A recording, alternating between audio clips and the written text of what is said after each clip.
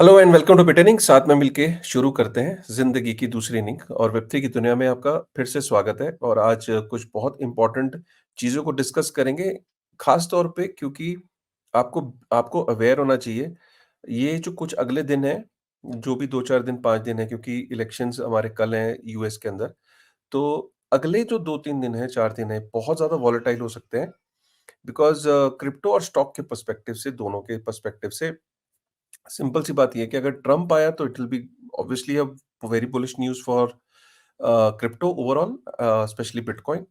And overall it will B अगर कमला हारिस आती है तो obviously it will be like a bearish news. और एक्सपर्ट्स इसको लेके अपने-अपने ओपिनियन दे रहे हैं। आपको क्या करना चाहिए? आपको right now what should be the strategy, उसको भी एक बारी डिस्कस करेंगे। बट अगले जो कुछ दिन है, very important from a crypto and also from a stock perspective also, क्योंकि हम सेंसेक्स में देख रहे हैं कि 2% का गिरावट है, व्हिच इज लाइक 1200 पॉइंट के आसपास सेंसेक्स गिरा है, निफ्टी भी गिरा है।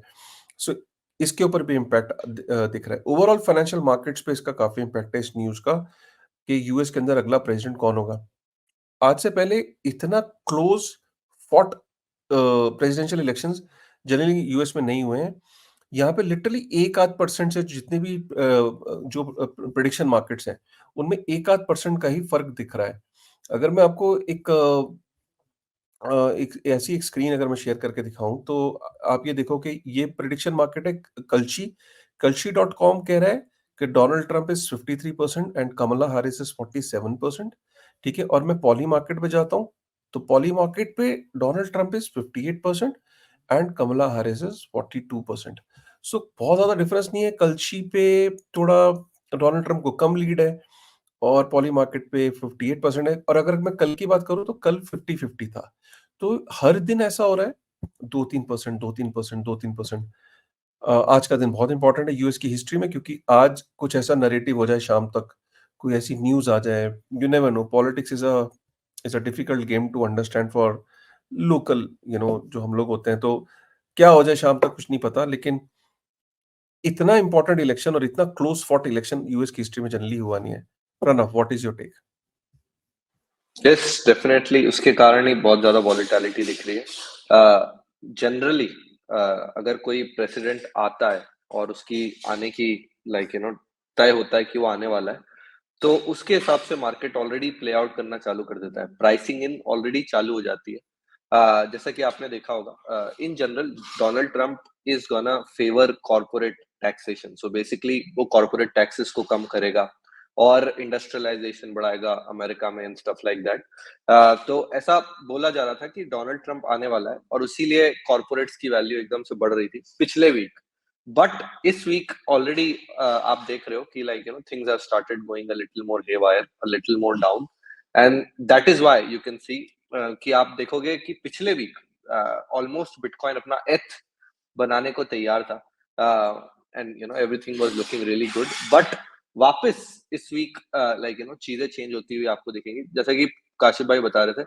यहाँ पे आप देखोगे पॉली मार्केट में कि एकदम से ये जो आपको सर्च दिख रहा है ना, सिर्फ और सिर्फ 2 दिन का खेल है। ये 33% पे पहुंच गई थी कमला हैरिस पिछले वीक, जब बिटकॉइन ऑल टाइम हाई पे पहुंचा था। तो लोगों को सबको लग रहा था अमेरिका के अंदर in general that Donald Trump is winning. But पिछले 2-3 दिन से you can see that there is a 10% increase in Kamala's winning probability, और उतना ही डाउन हुआ है ट्रंप की विनिंग चांसेस। तो ये 2-3 दिन के अंदर कुछ ऐसा मोमेंटम बना है कि Kamala Harris has started definitely gaining a lot of momentum. और उस मोमेंटम के कारण कमला का एक पर्टिकुलर स्टैंड है कॉर्पोरेट टैक्सेशन के प्रति, कि वो उसको और बढ़ाना चाहती है, 21% से 28% लाना चाहती है। And Donald Trump is bringing that particular taxation to 15%। तो ये जो वेरिएशन है कॉर्पोरेट टैक्स के ऊपर और क्रिप्टो के ऊपर भी जो उनका स्टैंड है, उसके कारण आपको क्रिप्टो मार्केट भी थोड़ा सा गिरता हुआ दिखेगा because of Kamla's momentum and things like that building up. और इन जनरल वॉलेटिलिटी 2-3 दिन तक बनी रहेगी, कम ज्यादा होता रहेगा, because at the end all these elections are kind of very much fair. तो कोई अभी बता नहीं सकता है कि परफेक्टली कौन जीतेगा, right? So that's mostly it. और इसीलिए अभी एकदम द जैसे-जैसे मोमेंटम बनता जाता है एक पर्टिकुलर कैंडिडेट का, उसके फेवर में जो उसके स्टॉक्स हैं, वो बढ़ते जाते हैं और crypto is one of the portfolios of Trump, वो बढ़ता जाता है। मैं एक और चीज़ दिखाता हूँ आप लोगों को, जो शायद which might interest you all. So आप लोगों को पता होगा, if you don't know, I am gonna let you guys know कि जो अमेरिका में इलेक्शंस होते हैं, वो स्विंग स्टेट्स दिखाते हैं कि स्विंग स्टेट्स के हिसाब से डिसाइड होता है कि which particular place who is winning and stuff like that. तो swing state is really important for people to win America, क्योंकि कैलिफोर्निया का पक्का है कि वो they would be voting for Democrats. New York state का पक्का है कि वो they would be voting for Democrats. वैसे ही कुछ स्टेट्स होते हैं जिनका, टेक्सास का पक्का है कि they will be voting for Republicans and stuff like that. तो कुछ स्टेट्स का पक्का होता है कि कहाँ पे बाजी जाने वाली है, पर कुछ पर्टिकुलर स्टेट्स होते हैं जो स्विंग स्टेट्स होते हैं, उनको स्विंग स्टेट्स कहा जाता है। उनके हिसाब से अमेरिका में विनिंग प्रोबेबिलिटी बनती है।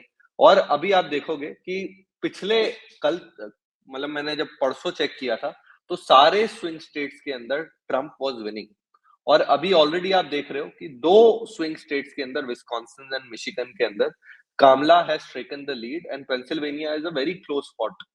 Pennsylvania and Nevada are really, really very close fight. तो उसके हिसाब से ऐसा लग रहा है कि पिछले 2-3 दिन से there is a big momentum being created in Kamala's campaign, and there is a good chance that she might be elected. Again, मैं बता दूं, in general, markets hate unpredictability. अगर आप प्रिडिक्ट नहीं कर सकते हो फ्यूचर, तो मार्केट्स को वो अच्छा नहीं लगता। और एकदम से जो मोमेंटम बन रहा है, जिसके कारण अनप्रिडिक्टेबिलिटी बढ़ रही है, उसके कारण बहुत अच्छा खासा चांस है कि आपको मार्केट में वॉलेटिलिटी यानी अप्स एंड डाउन्स देखने को मिल रहे हैं। देखो, मैं ऑडियंस को एक चीज़ बता देना चाहता हूँ। ये शॉर्ट टर्म में चीज़ें, ये इलेक्शंस आएँगे, इलेक्शंस जाएँगे और हमेशा याद रखना कि अ, जब भी इलेक्शन आए यूएस के अंदर, उसके बाद बिटकॉइन ने एक्सीडिंगली वेल परफॉर्म किया है। मतलब आज तक की बिटकॉइन की हाल्विंग और यूएस के इलेक्शंस दोनों इस तरीके से प्रोग्राम्ड हैं कि दोनों उसी साल में फॉल करते हैं। बिटकॉइन की हाल्विंग वाला जो साल होता है, उसी वही साल यूएस के अंदर इलेक्शंस वाला साल भी होता है। हर बार ये पहले देखा गया है कि बिटकॉइन की इलेक्शंस के बाद परफॉर्मेंस हमेशा से बुलिश होती है, हमेशा से वो ऑल टाइम हाई बनाता है। इससे पहले जो यूएस के अंदर जब प्रेसिडेंट्स आए, वो उन्होंने बिटकॉइन, जब डोनाल्ड ट्रम्प, यही डोनाल्ड ट्रम्प जब था, तो उसने बिटकॉइन को क्या-क्या नहीं बोला। मतलब जो गालियाँ दे सकता था, जो उसके रिमार्क्स हैं, वो पब्लिक फोरम में हैं। क्या डोनाल्ड ट्रम्प के एग्रेसिव स्टैंड से बिटकॉइन का कुछ हो गया? कुछ नहीं बिगड़ा। आज मैं कहता हूँ आपको, मैं ना, ये मैं आपको इसलिए बताने की कोशिश कर रहा हूँ, आपकी एंग्जायटी थोड़ी कम कर रहा हूँ। आपको ये लग रहा होगा, यार अब कौन जीतेगा यार, ये होगा, वो होगा, ये होगा। मैं आज आपको बता रहा हूँ, मान लिया कमला हारिस छोड़ो, कोई बिल्कुल ही ऐसा प्रेसिडेंट आ जाए जो बोल दे कि जी बैन कर रहा है। मैं आज यूएस के कई डेवलपर्स से और कई लोगों से बात करता हूँ। मैं अभी बाइनेंस ब्लॉकचेन वीक में गया था। मेरी वहाँ पे बात हुई। मैक्सिमम फाउंडर्स बता रहे हैं कि 70% फाउंडर्स जो हैं वो यूएस से निकल चुके हैं, जो क्रिप्टो में काम कर रहे थे या स्टार्टअप था। यहाँ तक कि जो डेवलपर्स हैं यूएस के अंदर, वो भी माइग्रेट कर चुके हैं या करने की प्लानिंग में, लेकिन फाउंडर्स पक्का निकल चुके हैं, क्योंकि वो सिक्योरिटीज़ और इस चक्कर में पड़ना ही नहीं चाहते।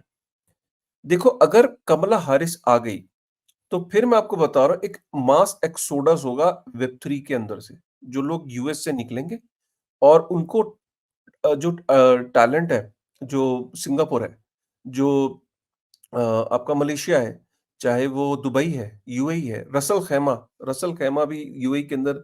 अब उसने देखा कि दुबई इतना प्रोग्रेस कर रहा है, तो अबू धाबी इतना प्रोग्रेस कर रहा है माइनिंग में, तो रसल खैमा ने बोला कि जो डाओज हैं, वो आके वहाँ पे रजिस्टर कर लें। दुनिया का पहला डाओ, लीगल डाओ स्ट्रक्चर उन्होंने क्रिएट कर दिया है। रसल खैमा एक जगह है, जैसे दुबई है, शारजा है, वैसी एक प्रोविंस है यूएई के अंदर। तो उन्होंने डाओज के लिए एक वो बन दिया। तो you know what is happening in the world, इसको ये कहते हैं कि अगर एक कंट्री ने अग्रेसिव हुई अगर, तो दूसरी कंट्री में टैलेंट शिफ्ट हो जाएगा।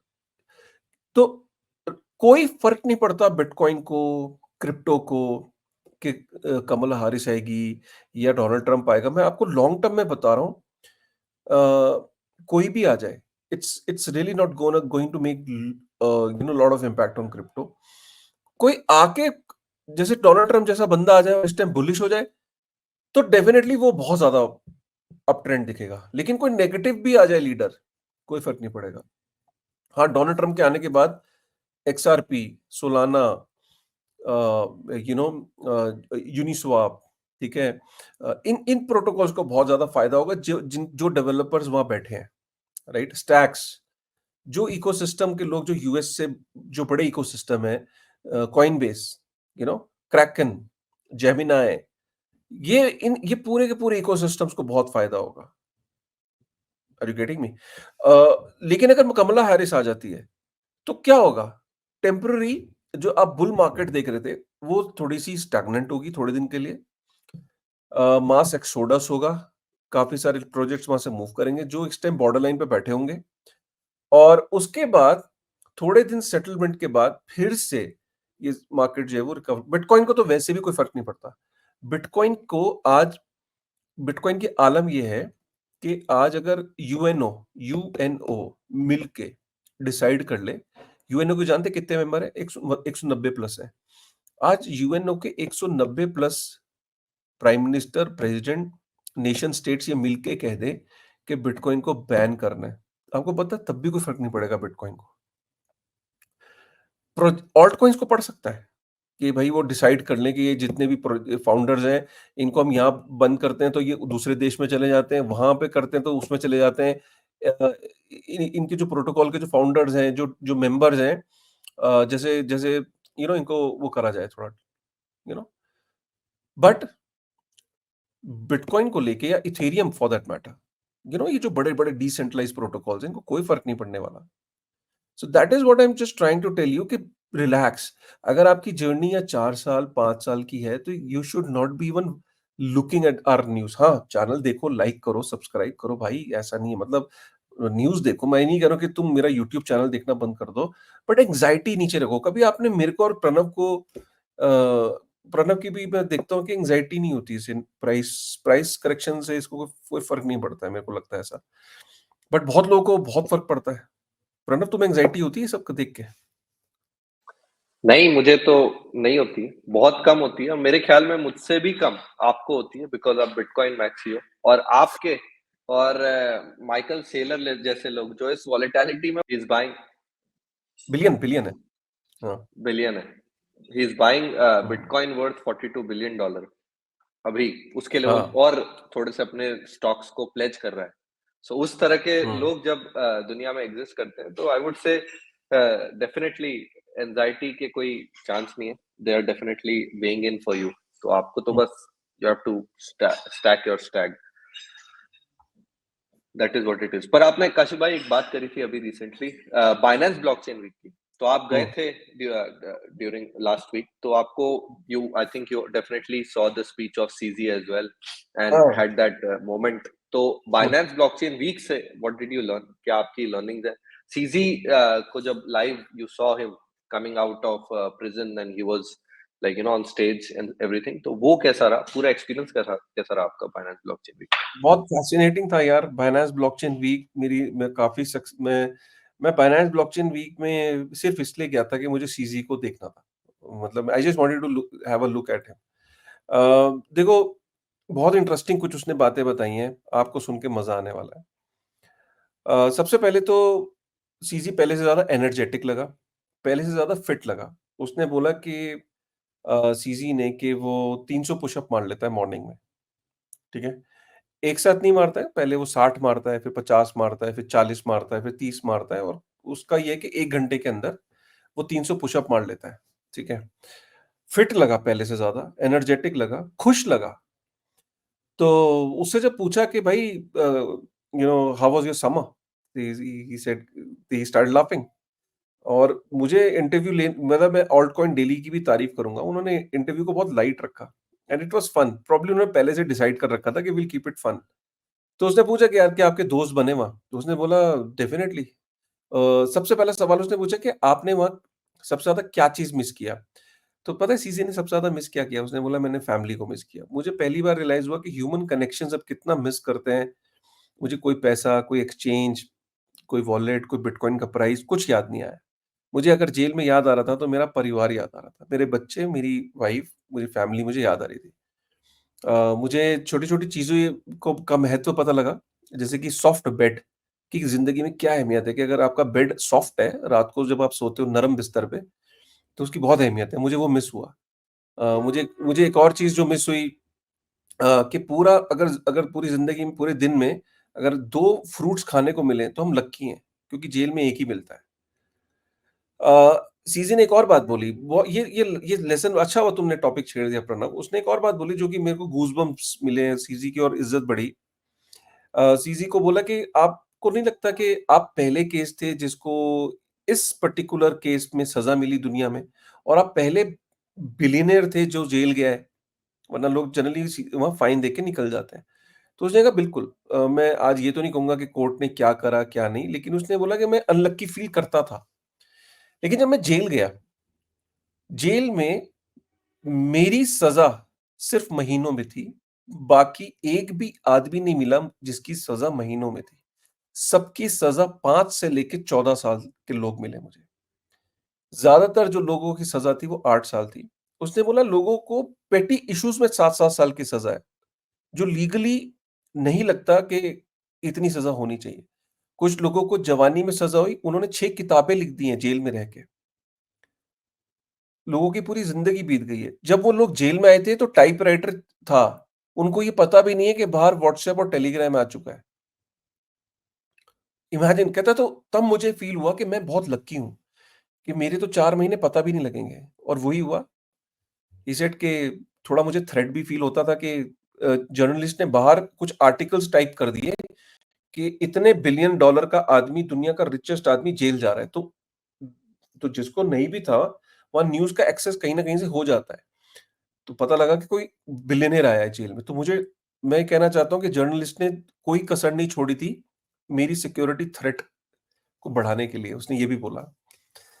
फिर उसने ये भी बोला कि मुझे गार्ड्स ने पहचान लिया। जो पुलिस के जो गार्ड्स थे, उन्होंने मुझसे साइड में ले जाके पूछा कि यार टोकन बता दो, कौन-सा टोकन लेना चाहिए? You know it. तो ही सेड, देन जनता started laughing. Then he said कि नो फाइनेंशियल एडवाइस, जो कि वो हमेशा कहता है। और उसने बोला कि अ मैं, क्योंकि मेरे पास इंटरनेट का एक्सेस नहीं है, तो मैं कोई गलत फाइनेंशियल एडवाइस नहीं देना चाहता। तो उसने लोगों को मना किया। उसके बाद उसने सीजी से सवाल जो पूछा वो ये कि आपको क्या लगता है कि बिटकॉइन का कौन से फेज़ में है? बुल मार्केट का क्या सीन है? तो उसने सीजी ने हिंट ये दिया। उसने बताया कि 2012 रिकवरी ईयर था, फिर बुलिश ईयर ये था। ऐसे ही उसने बताया कि 2015-16 रिकवरी ईयर थे, 2017 बुलिश था। ऐसे ही उसने बताया कि एक बुल ईयर से पहले रिकवरी ईयर होता है। तो सीजे ने यहाँ बात लाके छोड़ दी कि 2024 रिकवरी ईयर था। तो अब बुल ईयर कौन-सा होगा? उसने ये नहीं बोला। लेकिन मैं समझदार को इशारा काफ़ी है कि उसने ही बोला कि 2024 is a recovery year and 2025 could be a huge bull year, जो कि उसने बोला नहीं ऑब्वियसली। ये मेरी सोच है जो उसने करा। उसके बाद सीजी से बोला कि वापस आप क्रिप्टो में आओगे? उसने मना कर दिया आउटराइट कि मैं क्रिप्टो में नहीं हूँ, मतलब मैं वापस बायनेंस में कोई पोज़ीशन नहीं लूँगा, और ये मेरा सबसे बड़ा ड्रीम होता है किसी भी फाउंडर का कि इतने टाइम में सिस्टम में नहीं था, पीछे से एक्सचेंज अच्छे से चलती रही, बहुत अच्छे से परफ़ॉर्म किया एक्सचेंज ने, तो ये तो ड्रीम था मेरे लिए, और Binance is doing really well. मुझे ब बायनेंस को मेरी वैसे भी ज़रूरत नहीं है, बट हाँ, उसने ये बोला कि बायनेंस का सबसे बड़ा शेयर होल्डर है वो, और ये उसका राइट है कि वो इन्फॉर्मेशन लेता रहे बायनेंस से, वो इतनी लेगा भी। लेकिन वो कोई सजेशन या कोई उनको बात या कोई उस कैपेसिटी में उसकी पावर नहीं है कि वो उनको इंस्ट्रक्ट कर सके। लेकिन इन्फॉर्मेशन लेना, ऑडिट करना उसका राइट है, ठीक है? अ, उसके बाद उसने ये बोला कि आप नेक्स्ट क्या करोगे ज़िंदगी में? तो भाई वो गीगल अकेडमी पे काम कर रहा है। अगर मैं गीगल अकेडमी के बारे में बता दूँ, और मैं एक अल्फ़ा दे देता हूँ चलो यहाँ पे, और मुझसे ये मत पूछना इस अल्फ़ा में क्या था? अब अपना दिमाग लगाना। ये सबसे इम्पोर्टेंट पॉइंट था उस सेगमेंट का। उसने बोला दुनिया में एजुकेशन इस टाइम जो है, वो नहीं है जो उसका पोटेंशियल है। हमने टेक्नोलॉजी को यूज़ ही नहीं करा कि हम एजुकेशन को घर-घर ले जाते हैं। उसका ये कहना है कि आज भी 300 से 400 मिलियन लोग हैं, बच्चे और एडल्ट मिला के, जिनको एबीसीडी छोड़ो, उनको ये नहीं पता कि स्कूल नाम की कोई चीज़ एग्ज़िस्ट करती है। फिर वो मिलियंस में हैं जो सिर्फ़ सेकंड स्टैंडर्ड तक गए हैं। फिर मिलियंस में हैं जो 8th या 10th स्टैंडर्ड तक गए हैं। तो कहता है कि दुनिया की बिलियंस में पॉपुलेशन है जो स्कूल ढंग से जिन्होंने किया ही नहीं। जब स्कूल का एक्सेस नहीं होता, तो सबसे बड़ी जो मार ये पड़ती है कि उन्हें बेसिक इंग्लिश नहीं आती। बेसिक इंग्लिश नहीं आती तो दुनिया में आधी से ज़्यादा जॉब, अगर 60-70% जॉब्स इंग्लिश में ही होती हैं। खास तौर पे जो टेक जॉब्स हैं, वो इंग्लिश में ही उनके कोड्स होते हैं, इंग्लिश में कमांड्स होती हैं, इंग्लिश में ही बुक्स होती हैं। तो कहता है कि वो बेसिक एजुकेशन भी नहीं है बच्चों को। जब बेसिक एजुकेशन नहीं है तो जॉब्स नहीं है। जॉब्स पे जब वो काम पे नहीं जाते तो अपनी फैमिलीज़ को सपोर्ट नहीं कर पाते। तो उसका ये ड्रीम है कि एजुकेशन को घर ले जाना, एक-एक बच्चे तक ले जाना। वो उसका ये कहना है कि वो 1 से 1.5 बिलियन लोगों तक गीगल एकेडमी को ले जाएगा अगले 5 सालों में। और मॉडल ऐसा है कि जो सीखेगा वही टीचर बनेगा। मतलब अगर अगर रायपुर के अंदर गीगल एकेडमी बच्चे ही मिलके चला रहे होंगे और उनमें से एक बच्चा टीचर होगा, वही पढ़ाएगा, पहले सीखेगा, फिर पढ़ाएगा, और जो पढ़ेंगे वो चेन बनती रहेगी, उसी में से मेंटर निकलते रहेंगे और हर पढ़ाने वाले को रिवॉर्ड पॉइंट्स मिलेंगे और रिवॉर्ड पॉइंट्स जो है वो मोनेटाइज कर पाएगा। ठीक है। और दूसरी बड़ी बात, कोई टोकन नहीं ला रहा है, कमिट कर दिया है सीजी ने कि ये छोड़ देना, मैं कोई टोकन नहीं ला रहा, ये मत सोचना, ये कोई वेब3 का स्टैक यूज करेगा, वेब3 कंपनी नहीं है। So it's not a Web3 project, but Web3 का इंफ्रास्ट्रक्चर यूज करेगा। और जो 3 टोकन यूज होंगे पेमेंट्स में या हर चीज में, number 1 bitcoin, number 2 Ethereum and number 3 BNB. ये 3 उसके ये अब मैं क्या बोलूं, मतलब 1.5 बिलियन लोगों तक सिर्फ एजुकेशन ही नहीं, ये टोकन्स का एक्सेस भी होगा, चाहे मोनेटाइजेशन में, रिवॉर्ड्स में, पेमेंट्स में, यहां तक कि कंपनीज आएंगी। उसका ये कहना है सीजी का कि मैं 12 से 14 साल की उम्र में बच्चों को community management, air drop farming, चाहे वो वीडियो एडिटिंग, चाहे वो Twitter management, social media handling, कहता है मैं 14 साल में बच्चों को जॉब्स दिलाना चाहता हूँ। मैं ये इसमें बिलीव नहीं करता कि आदमी 28 साल की उम्र में जॉब के लिए बना है। नहीं, वो ये कहता है कि मेरे उसने अपने नीस और नेफ्यू का एग्जांपल दिया सीजी ने। उसने बोला मेरे नेफ्यू 14 साल की उम्र में नौकरियां करते हैं। सोचो सीजी के नेफ्यू और नीस अलग-अलग कंपनियों में नौकरियां करते हैं, कम्युनिटी मैनेजर्स हैं। अरे सीजी चाहे तो उन्हें बाइनेंस में लगवा देता ना, नहीं। उसके नेफ्यू और नीस 13-13 साल में उसने बताया वो नौकरियां करते हैं, कम्युनिटी मैनेजर्स हैं, और 13 साल की उम्र में जब किसी की नौकरी लगेगी तो वो सेल्फ रिलायंट होगा, उसकी अर्निंग ज़्यादा लंबे समय तक वो कर पाएगा और डबल डिजिट इन्फ्लेशन को बीट कर पाएगा। भाई, गज़ब की विज़न है यार, ये सब उसने बताया। और वाह! मैंने गीगल अकेडमी क्या यूज़ करेगा वो याद रखना। Very interesting. बहुत ही बढ़िया अल्फा दिया काशिफ भाई ने। आई थिंक हुँ। ये जो टॉक है ये लाइव भी नहीं है कहीं पे, और नहीं, पूरी टॉक का एक ऑल्टकॉइन डेली पे आप चले जाओ, अगर किसी को सुनना हो। वैसे तो मैंने ट्विटर पे थ्रेड डाल रखा है, बट आपको अगर सुनना है तो आप ऑल्टकॉइन डेली के उस पे पूरा वीडियो है उसके यूट्यूब पे।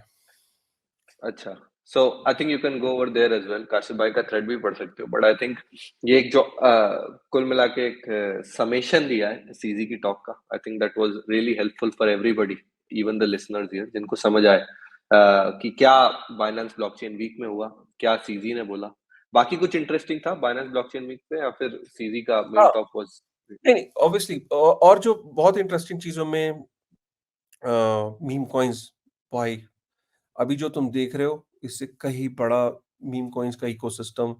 मीम कॉइन्स इज़ लाइक जितना भी जो आईसीओ नहीं होते थे, आईसीओ के थ्रू लोग आते थे इकोसिस्टम में, आईसीओ की आवाज़ आई, फिर आईडीओ हुआ, फिर एनएफटीज़ आई।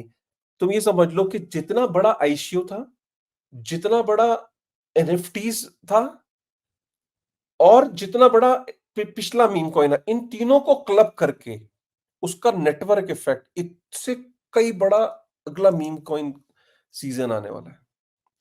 पागल टाइप में लोगों की एंट्री होने वाली है, क्योंकि ये जो मीम कॉइन्स में जो गोट से लेके पीनट से लेके हर दिन जो ये न्यूज आ रही ना, 5 मिलियन वाला 100 मिलियन मार्केट का, 5 इसमें इतने ऐसी, ये लोगों को बहुत अट्रैक्ट करने वाली है। आप रोक ही नहीं पाओगे लोगों को। लोग लोग खुद इतना रिस्क लेना चाहते हैं आज की डेट में। क्या करें आप? पर मतलब what you can do about it? You can't do anything about it. जो वेब 2 के लोग हैं, वो क्रिप्टो में मीम कॉइन्स के थ्रू पहले से ज्यादा एंट्री लेंगे। They will enter for meme coin and they will stay for bitcoin and ethereum and Solana. So आएंगे मीम कॉइन के थ्रू, यूज करेंगे। पहली चीज, मीम कॉइन हर बंदे की जुबान पे था। एवरीबॉडी यूज्ड टू हैव, तेरे पास कौन सा है, तेरे पास कौन सा है, I had this, I farm this, pump dot fun. मतलब पम्प डॉट फन तो लोग ऐसे यूज कर रहे हैं जैसे फेसबुक और व्हाट्सएप यूज करते हो। मतलब पीपल वर लिटरली डीजन कर रहे थे यार मीम कॉइन्स पे, खड़े डिस्कशन कर रहे हो, खड़े खड़े में मीम कॉइन की डीजन चल रहा है। पागल टाइप वो चल रहा है। नंबर वन, पहली, एक तो ये हो गया, meme coins are going to be big, you can't help it. कितना ही क्रिटिकल रहो, they are going to. Number one. Number two, DePIN, RWA and digital identity से रिलेटेड जितने भी वर्ल्ड कॉइन या ह्यूमन प्रोटोकॉल एक आया टेलीग्राम के ऊपर, जितने भी ऐसे प्रोटोकॉल्स हैं जो डिजिटल आइडेंटिटी से रिलेटेड है, they are going to be big.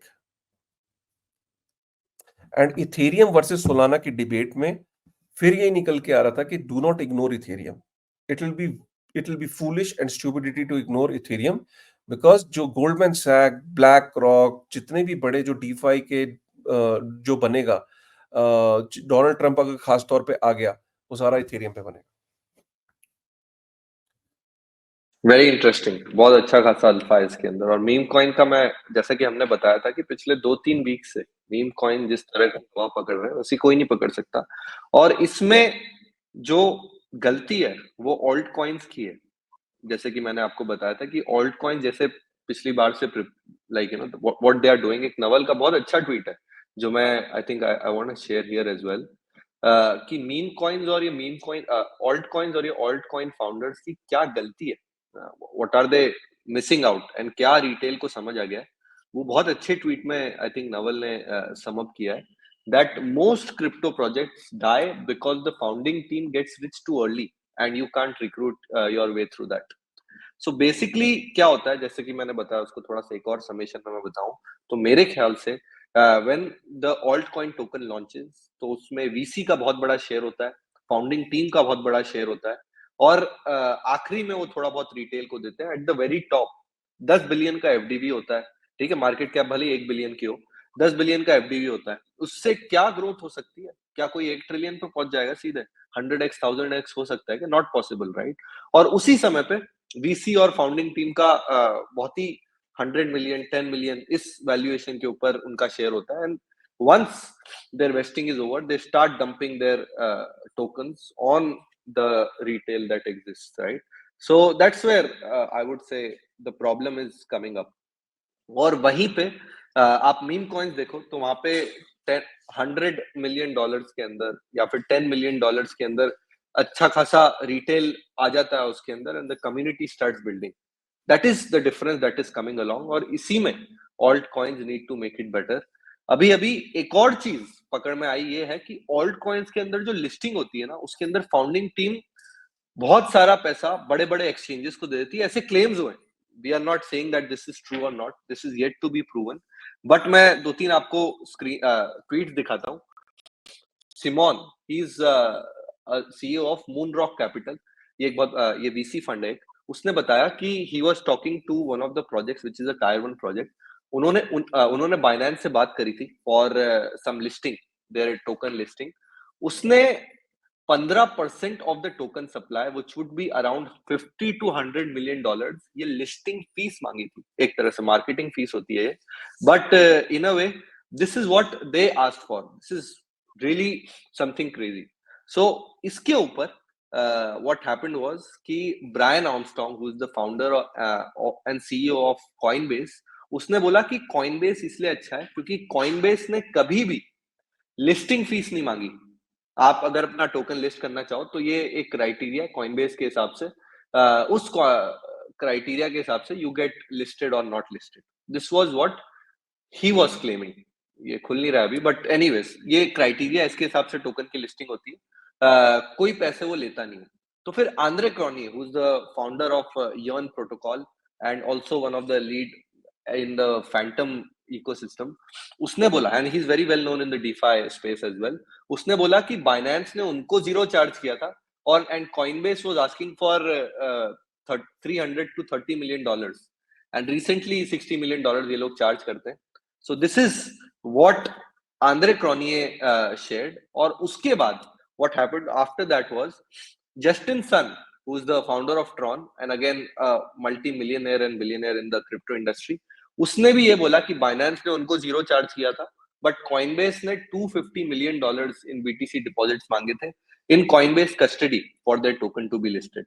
So ये बहुत गहरे क्लेम्स हैं कि अगर कोई ऑल्ट कॉइन, बहुत बड़े क्लेम है, ये इंडस्ट्री को हिला दिया इसने, पता है, हिला दिया। ये राइट, बहुत बड़ी खबर है ये, कि कॉइनबेस के ऊपर इतना बड़ा लांछन लग रहा है और बाइनेंस क्लीन निकल रहा है। एंड्रे क्रोनिक ने बोल दिया, और अगर जस्टिन ट्रॉन ने बोल दिया तो मतलब बाइनेंस के लिए तो बहुत बड़ी वो है वैलिडेशन।